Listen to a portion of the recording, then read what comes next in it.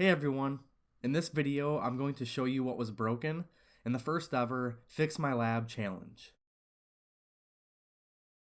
Starting from the left, if I hover over PC0, I can see that it has an IP address, but its default gateway is incorrect.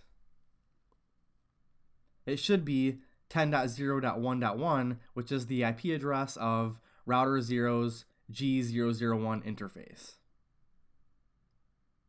And of course, having the wrong default gateway prevents PC0 from talking to any hosts outside of its local network. That was broken by simply misconfiguring the default gateway in the DHCP scope for that PC network. So let's fix that.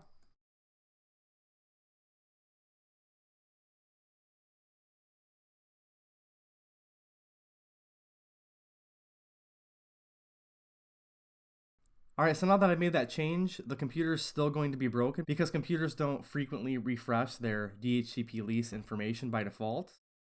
So I'm actually just going to power cycle this computer, turn it back on, and then when it reconnects to the network, it should pull down the updated DHCP scope information. And now when I hover over the computer, I can see that it has the correct default gateway pointing at router 0's G001 IP interface. The next thing that I broke was router 0's IP address information on its G000 interface. So let's take a look at that. So if I just simply do show interface G000, I can see that the interface is up, but if you look at its IP address mask, it does not match what was documented in the topology. I have a /28 here when it was supposed to be a /30. And that's going to be a problem with bringing up OSPF between our two routers, because for routers to form OSPF adjacencies, their routing transit interfaces must be on a common subnet. So right now, this side's using /28, while this side's correctly configured with /30. So before OSPF will ever work between these routers, we're going to have to correct that mask.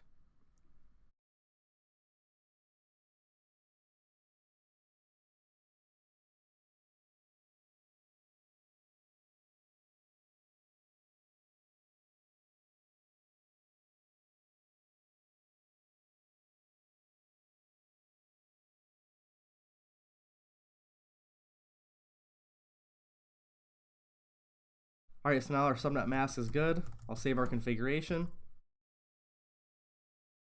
That's everything that I had broken on router 0.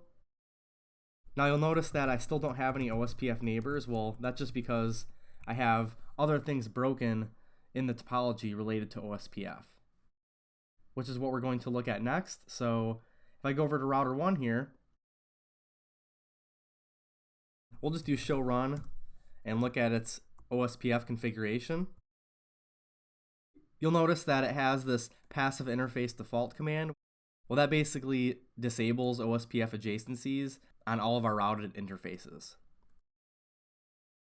So since we want to form an OSPF adjacency using this G000 interface, we're going to have to remove it from the passive interface list.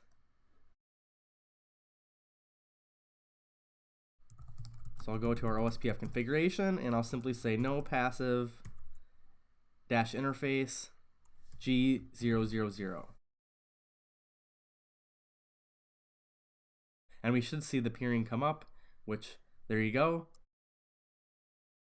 Now I'll do show IP OSPF neighbor.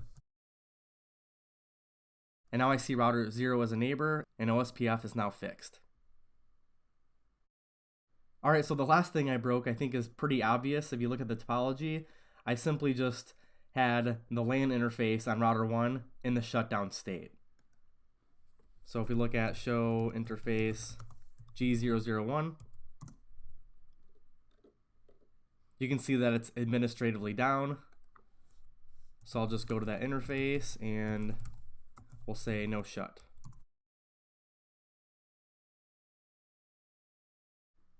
Okay, so it looks like it already pulled an IP address, so let's test our ping now and see if we meet our success criteria.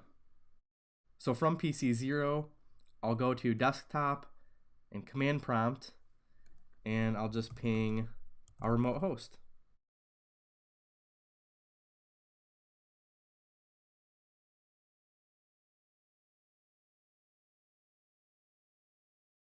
And there you go. PC0 can now successfully ping PC1. If you submitted your solution, don't forget to check back on the website to see if you were the winner of the free CCNA ebook and shoutout. Alright, so that wraps up our first ever Fix My Lab challenge. If you want to join in on the next one, just check the Fix My Lab page on the IPversity website every Monday where I'll be posting these.